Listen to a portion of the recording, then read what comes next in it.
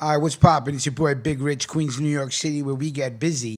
Wednesday afternoon business. I know it's been a long time since you've seen the kid. Mob stories.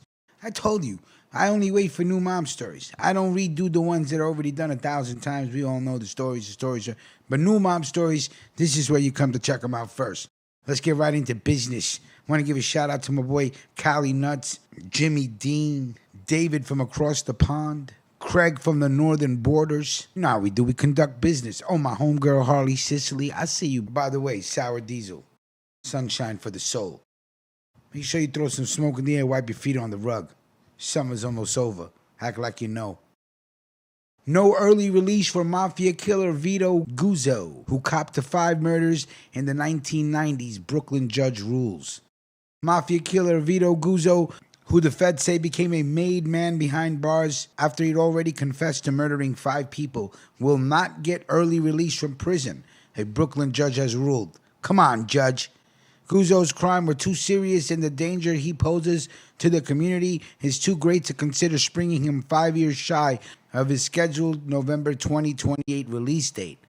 It's 5 years. He's almost home. Quote, Guzzo's sentence is not extraordinarily long in the light of his 18 convictions, which include 5 murders in the aid of racketeering and other violent crimes. Brodie wrote in her ruling Thursday. He committed 5 heinous murders using various weapons as the leader of the Giannini crew and conspired to commit 5 others. Guzzo was also convicted of a number of other violent crimes, including arson and armed robbery. Here's what I'm saying. It's did what's done. He got 5 years left. Let him go home. The 58-year-old Colombo gangster was sentenced to 38 years after admitting to the killings as part of a 1998 plea deal. He was seeking compassionate release under the First Step Act criminal justice reform bill, which was signed into law by Donald Trump in 2018. In a court filing last year, Guzzo said he was completely rehabilitated and he's matured from a rash young man pursuing a lawless lifestyle to a reflective, empathetic middle-aged adult. 38 years will do that to a killer.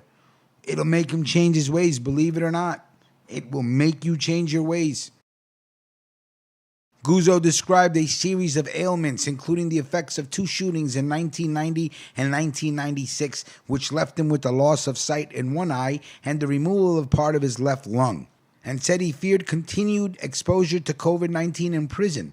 He pointed to 132 classes he'd taken behind bars as part of his rehabilitation and said he prevented a fellow inmate from committing suicide. Bravo to you, sir. This man's a hero. Come on. Saved a man's life while in the joint. Federal prosecutors took issue with his claims of rehabilitation, though contending that multiple government sources said he was inducted into the Colombo crime family within the past decade while he was locked up at the federal prison in Danbury, Connecticut.